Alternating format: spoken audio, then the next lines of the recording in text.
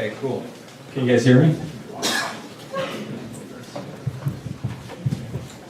So I changed the title of my talk last minute to Bulletproof CSS and React to make it sound cooler.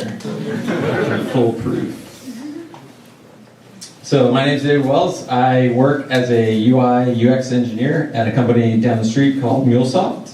I also run a React class, which is we do training for companies and individuals and stuff in the area. We have a training coming up. If you're interested, you can find me on Twitter at David Wells. I tweet fun and interesting things, like this about the guy Dan Abramoff who invented Redux about eating cereal. Tweet about cereal and people will like it. That's what I learned about Twitter last week. Okay, cool. So what I do in my day job is I build out the components that all of our different teams use. We have about 9 different product teams, and we started porting over to React about a year ago. And to do that, we had to basically start building out a component library and style guide. And that's what you can see if you go to MuleSoft or ux.mulesoft.com. We'll take a look at that in a little bit.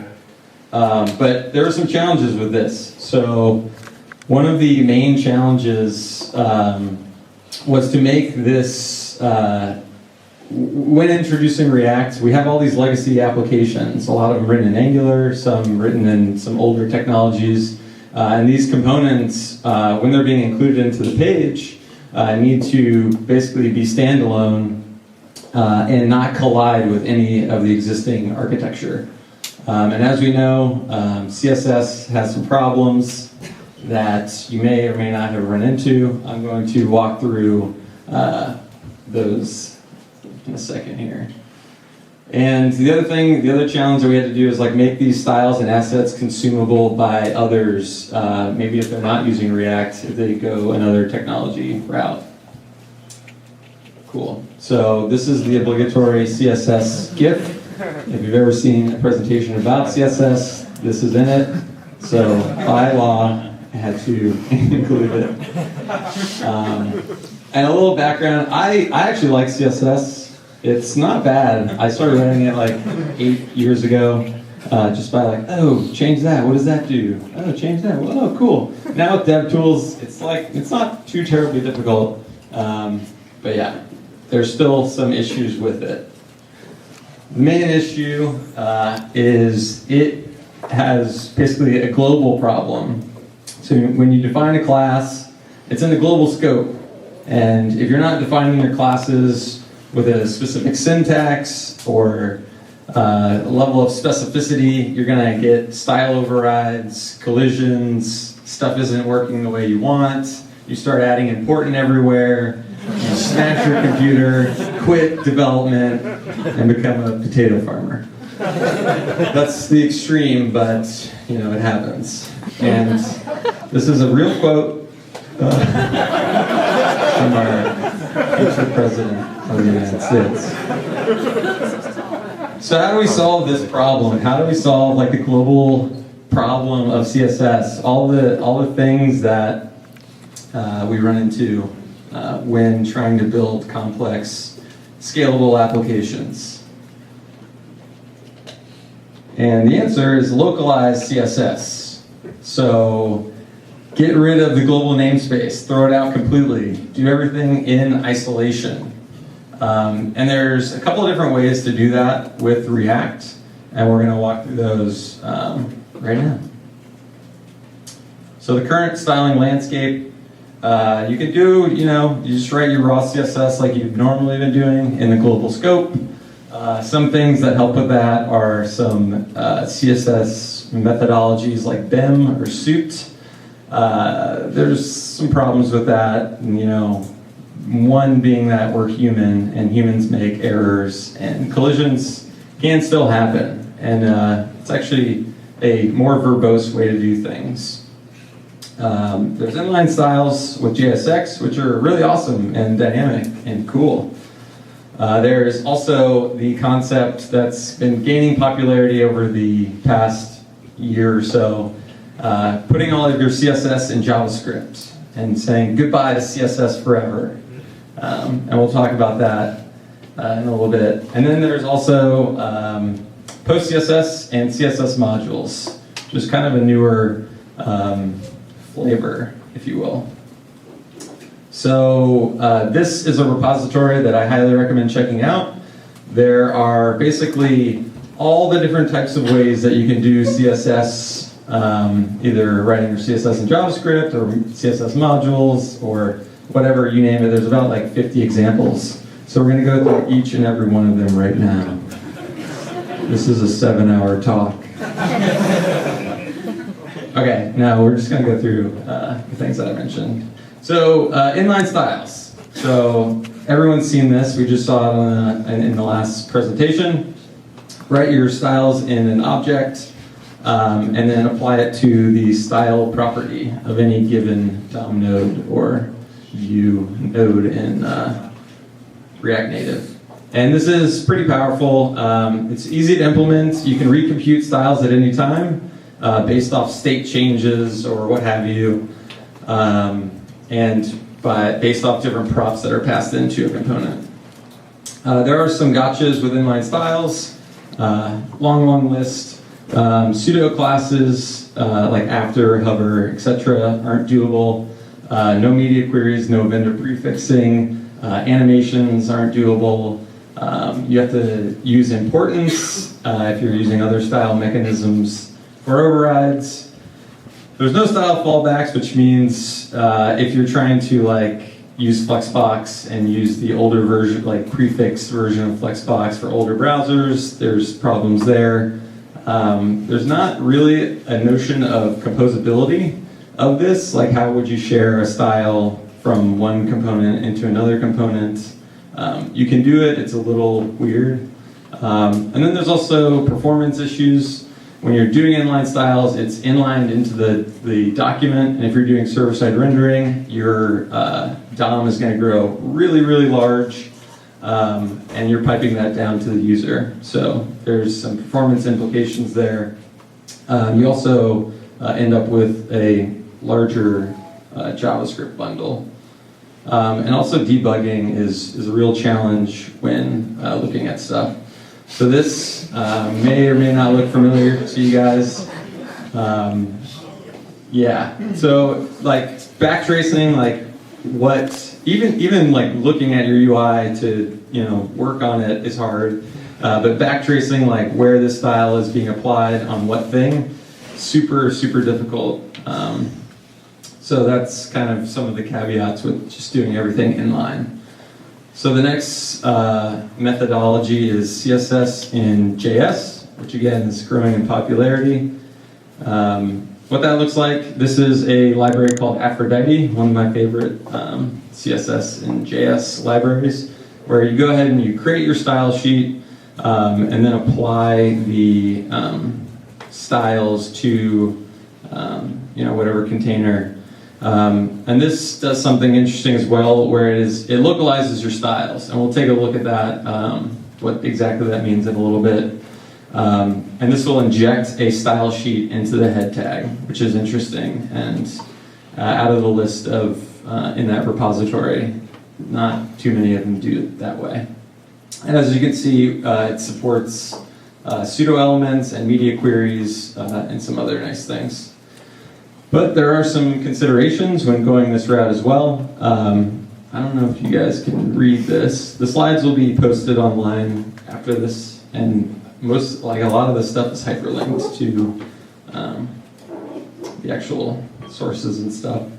But so with CSS and JS, there can sometimes, and there's a star in these, which means it applies to some of the libraries from that, not all of them. But if you are going the CSS and JS route, you do want to make sure that your bases are covered. So these are the things to make sure that your solution of choice will support. So some don't do media queries, some don't do pseudo elements, style fallbacks, animations, kind of the same stuff as inline styles. You also Debugging can be challenging. Again, there's an asterisk here, it depends on what you're using, but typically there's no source maps with these. The styles are injected into the head tag, and you don't know exactly where things are coming from. So tracking things down can be problematic. Again, some performance implications here. When you include everything into your JavaScript, you get a larger bundle size. The more stuff, imagine that, the more things you put into your JavaScript, the larger the file sent down to the user is going to be. Who knew? Breaking news. And then the other kind of performance implication is if you're printing out a large number of nodes, if every single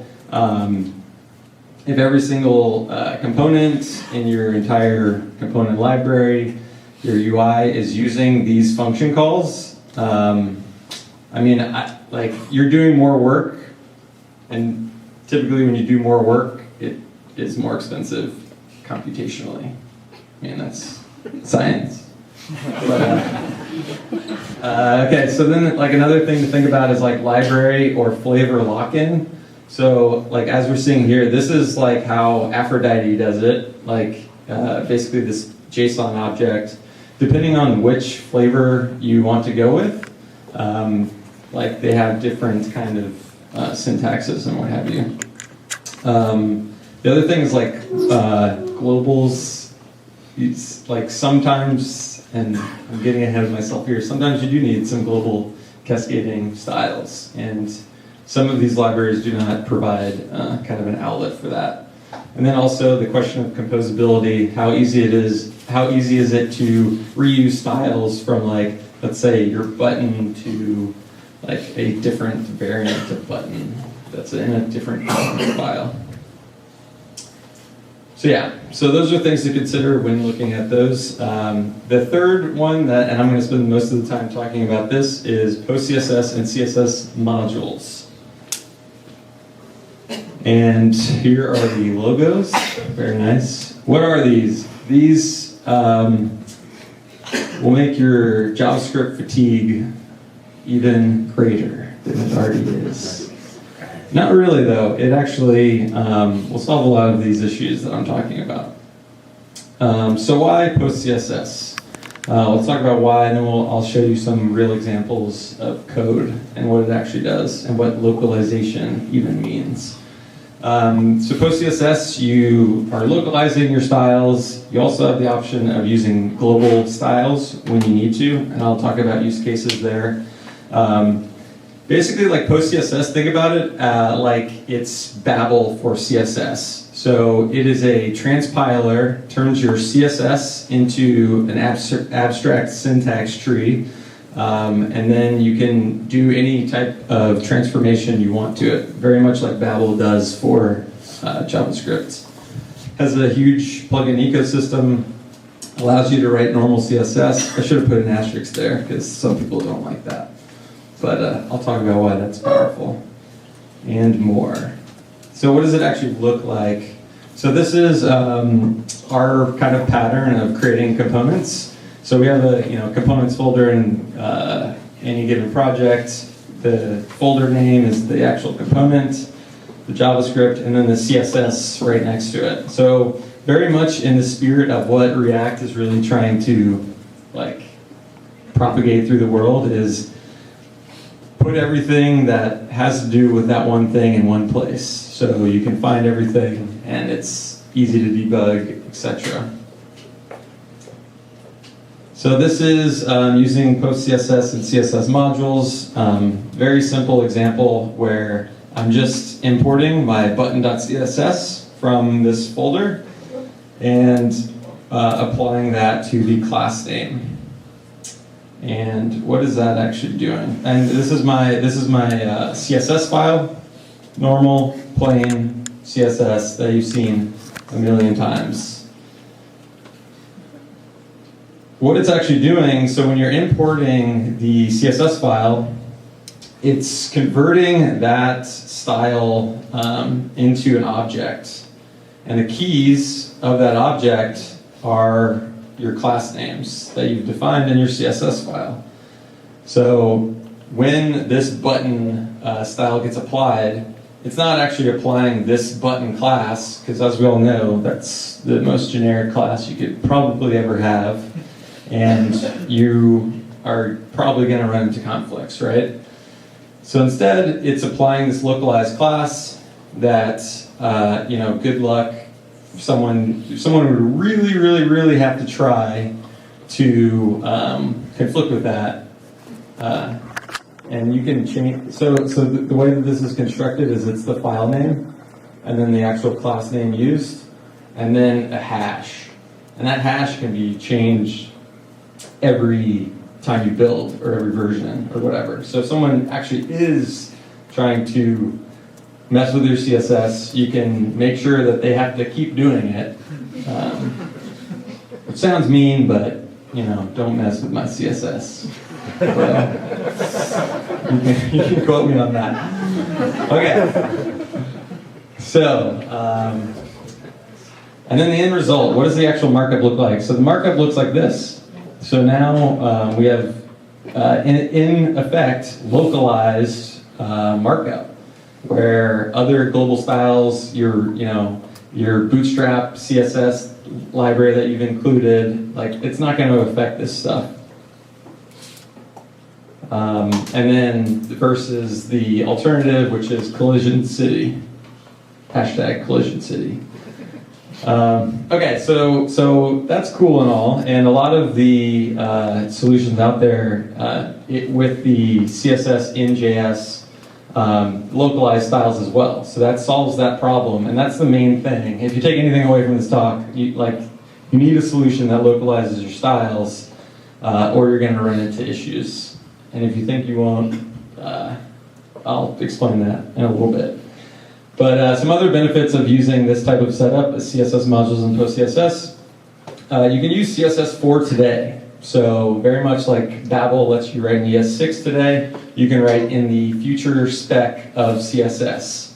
So future-proofing your CSS in a way. You can polyfill back to IE8, Flexbox back to IE8. If you do have to support IE8, I'm very sorry for you, but there you go, something new. So because we're converting our CSS to an AST, and you can run that through a parser, and there's a plugin for post-CSS that will do accessibility linting for you. So if your contrast is off, it's going to throw warnings on you. And that's something I don't think that's available in other flavors. This initial all, this is insane what this does. So this is a future CSS4 spec, and what it does is it basically resets all of the inherited styles to a particular element. And what that means is you can be sure that your button, if you set initial all, and this is a post-CSS plugin that enables this, it's going to ignore anything else. If someone puts, if Bootstrap put styles on a button, you're not going to inherit that stuff. You're basically putting your thing into this black box and making it so don't mess with my stuff, basically. And this was huge for us because we have Angular applications that when you go to a specific route, it's loading in the main content area, it's loading a React application, which I would not recommend going that route, but if you do have to support legacy stack, you can introduce React piecemeal, piece by piece, which is a good strategy if your boss is not into React.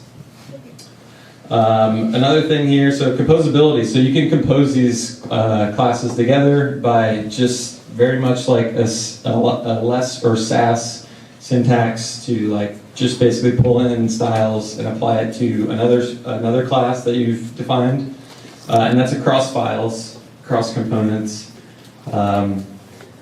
There's also a parser for critical CSS. So critical path CSS means you are inlining what's above the fold for the user. So if you go to google.com, this is a good example, google.com, you look at the source code, you can see that everything above the fold is inlined. All the styles are inlined, and this is a performance technique to basically have that immediate load effect. So what you can do with this post CSS plugin is basically just define around your CSS, like this is my critical path CSS, and then you put a comment at the bottom like end critical path. And what that'll do is when your style sheet is transpiling, it'll put it into a critical.css or whatever you want to name that. And then you can inline that into your HTML. So really, really awesome performance technique that is possible with this kind of AST power. You can also separate out media queries. So I'm not connected to the internet, but I don't know if you guys can see that either. If you just Google responsible JS later, you can see, like, so basically if you separate out your media queries, you can make it so the user can, very much like GitHub, if you've ever been to GitHub on your phone, there's a little thing at the bottom where you can switch to the desktop mode. So if you separate out all of your media queries into a separate file, you can have that effect on your application or your website without actually reloading the page at all. You're just disabling that media query style sheet and changing the viewport. And that's what a library that I made does. But having the AST like allows stuff like this to be possible. So I can just say like, okay, wherever I define a media query, it doesn't matter, like the post CSS plugin will put that into its own separate file. It's also performance gains with when you're transpiling into CSS, you are shrinking your JavaScript bundle size, and you're basically piping in just the normal CSS to the user. And browsers can request multiple files at a time. There's also linting with style lint. This is another huge one for us. Like basically, designers can write it because it's CSS. So like teaching a designer that doesn't really know JavaScript how to manipulate a JSON object that's kind of like CSS but not exactly. It's a little tricky. And then GASP, the ability to use global CSS, the enemy. Okay, so is global bad? No, it's not all bad. There's massive problems with it, and if your entire application is like written with global CSS, you're going to have a bad time. But there are cases where you do need global styles. Some good examples is like if a modal's open. Let's say a modal's open, and you append a class to the body, and you want specific things to be styled differently when the modal's open. So an example in our case was when the modal, any modal opens, there's a class attached to the body, and then we grayscale out the actual underlying application. So it gives this cool little like effect. Instead of just an opacity layer, now there's an opacity layer, and everything's gray, grayscale. Cool. Sharing keyframe animations. If you have, writing your animations in CSS, you can share those in the global namespace. You do want to namespace those, and you can do that with post CSS. It'll actually localize it for you if you wanted to. And then if you need to provide external selectors for like people to, if you have like a pluggable architecture, let's say, and you need to give people access to DOM nodes, like you can apply global classes if you want to. And yeah, so sometimes you want to cascade. So getting rid of it completely doesn't solve the problem, and then you have to bend over backwards when you're in like a modal type situation, or like if a drawer opens up or whatever. So what does it look like? This is by default everything's local. So this local class would be localized. If I want to make something global, so this is like my modal open class that I apply to the body. You just wrap it like this. It's a little strange at first getting used to this syntax. And again, if you don't like the syntax, you can write your own because you can do anything to it you want. But yeah, so now when the modal's open, this local class, like it'll actually be green. We've achieved our thing. And you can also like if you use Less or Sass, you can start using Post CSS today, like with your flavor of CSS. There are plugins to do that, so you don't have to like, oh, we have 5,000 lines of Sass or whatever. How can we get rid of that? You can like basically start using Post CSS instead. But yeah, and this is like a nested selector where everything in here is global. And potential collision city. Oh, and the color, I don't know if you guys caught that. That's, so with the Post CSS plugin, I could actually, like, every time I come across the word crap, I could turn that into any color I want. So that's power. Okay, so do I need this? Do you need this? The answer is yes, but here's some questions to ask. Are you working on a team? Do your teammates ever make mistakes? Of course. Are you including any third-party CSS, Bootstrap, Foundation, etc.? You can basically isolate your components, your stuff that you're building from those external libraries with that reset that I talked about and with these localized styles. Are you running markup inside of a third-party environment? The answer to this is, for everyone, is yes. And the reason that is because of these guys, these Chrome extensions. So at any given time, like someone could be running a plugin to alter the CSS or theme your site or whatever. If you really want your stuff to look the way that it should, you can avoid those collisions. Yeah. Or if you're like we're running inside of that Angular app, that would be like a third-party environment. Or like if you've ever written a WordPress plugin, like man, you're like there's collisions all over the place there. And do you want like raw AST power? So there's other benefits that you can do, like that accessibility thing, or there's other kinds of tooling examples where you could, like once your CSS is parsed, you see like the stats of like, oh, we've used this many colors. Hey, these 8 colors aren't on our brand guideline. Get rid of those. Where are those happening? Stuff like that is possible with a Post CSS pipeline. And do you want your styles to look correct? Of course. And I just mentioned that the AST is the pure power. So fix CSS forever. Okay, so like everything, it's not all sunshine and rainbows. There are some caveats. So there's no support for React Native because you are like writing to CSS. There's an asterisk there because it's an AST. There's nothing stopping you from taking your written CSS and transpiling it down into some consumable JSON object. It requires a build step, but what doesn't these days? If that's an argument, man, you're in the wrong industry. Okay, so there's no dynamic computed styles based off state. Like if you were trying to do this, you'd have to create a bunch of different classes and like apply them. You can do dynamic stuff by like switching out the class based on the state. But if you truly are trying to do something like dynamic, like the demos that I've seen are like, okay, when I change this number in this input field, it also changes the size of the input field. But real world use cases, I've not seen that many of. Theming might be one of them. Theming, if you have to do dynamic theming, CSS and JS would probably be the way to go there. Be careful of inventing your own syntax. With great power comes great responsibility. You could honestly, write stuff that will probably get you down the wrong path.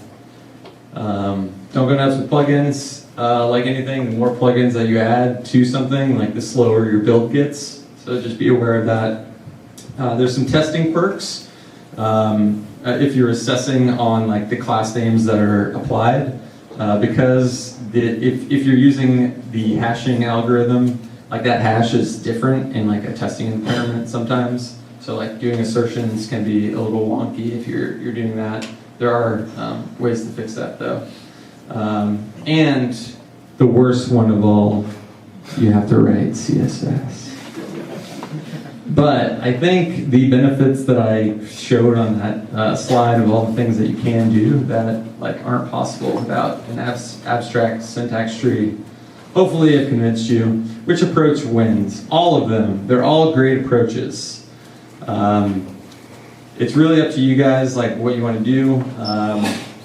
If you really need like ultimate flexibility, I would suggest the way that we went. So we use PostCSS, CSS modules, and then like for any dynamic stuff where we actually do need to compute based off state, we use inline styles basically and put that on the style object. And yeah, and this is the rule of thumb. Yeah, when computed styles are needed, use inline styles or JS or CSS and JS. There needs to be a shorter acronym for that. Cool. So just like pretty much every other solution out there, Sass-less, if you're doing all of your stuff in JavaScript and you need variables, you can like have variables, mix-ins, do everything that all these other tools do, basically. And the setup looks a little something like this. This is our setup. Thanks to James Kyle for this awesome code slide, by the way. It's not here tonight, but he made this. Okay, so this is the config. It's just an array where you include the different plugins that you want to use. So this is the auto prefixer. It will do all of your vendor auto prefixing for everything. Really good. This is that initial reset that I talked about. This is just enabling imports like less than Sass. This is just enabling mix-ins. These mix-ins are defined in a JavaScript file. And what that means is instead of writing your mix-ins in like a weird CSS, Sass-less syntax in CSS, you can just write a JavaScript function. Just write a JavaScript function. Use all the power of NPM provides you. Include any package into that JavaScript. Transform it. Do whatever you want with a mix-in. And then we use, to enable nesting, which be careful with nesting. Don't nest too many layers. That can really bite you. And then this enables variables. This is just like the $ variables. You can use the CSS4 spec of variables. But same thing here, we are including our variables. All those variables are defined in JavaScript. It's just a JavaScript object that we're exporting and using in our applications. So what does it look like in CSS? Here is just using a mix-in that I've defined that applies like different font families and stuff. Based off the value I gave it. The $ is like the variable. Simple, plain stuff. Now let's say I want to use those variables in my JavaScript. Oh, I can because it's a JavaScript object available to basically both environments, which is awesome. And yeah, if you've ever had to deal with that. So it's the best of both worlds. Using the AST infused PostCSS method and using CSS and JavaScript when needed, either with inline styles or with a library.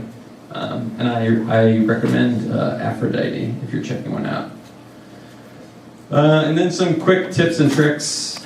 So when you're building for production, this is actually what the Webpack config looks like. So when you come across a CSS file, you run it through your normal style loader, CSS loader, turn on modules.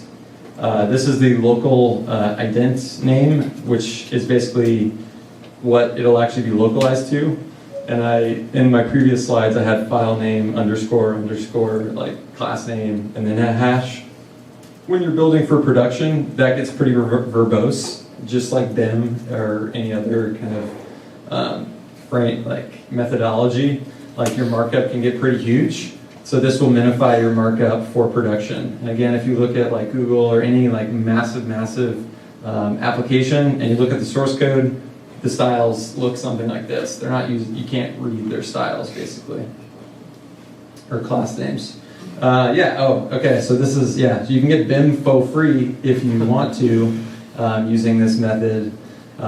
Where basically, and this would be if you needed people to consume your CSS outside of React. So this is pretty powerful. Like if you have a team that's working in another framework or just writing like HTML and jQuery or whatever, you can run your build, and this local ident name will basically like do the BIM syntax for you, and then they can create their application and use the styles. Like obviously you want to like keep this in sync, and this isn't totally recommended. Just use React, why not? But yeah.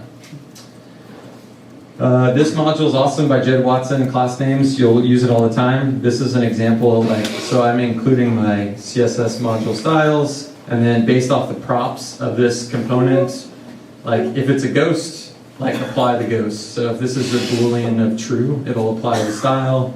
And then if it's disabled or loading, apply the style. Looks a little weird at first, but if you check out the class names library, you'll see what the syntax is. And then I'm just combining those together. So there's my localized style. Here's a prop if the users specified their own custom class name, which hopefully they're localizing. And then prop-based classes, which just takes this object and puts them all together. And then you just like on class name, the class name prop, you just put this classes guy on there, and you have all your classes. Post CSS parts. This is a huge repository of all these different plugins you can use. Again, don't use all of them. Be vigilant.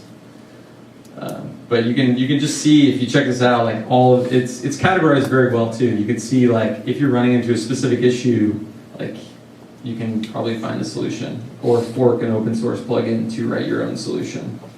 And this is a way, so like if you're including a style and you change that style in your CSS and you're not putting it through something like a tool like this to get rid of like undefines from strings, this is just something that you would drop in your dev environment.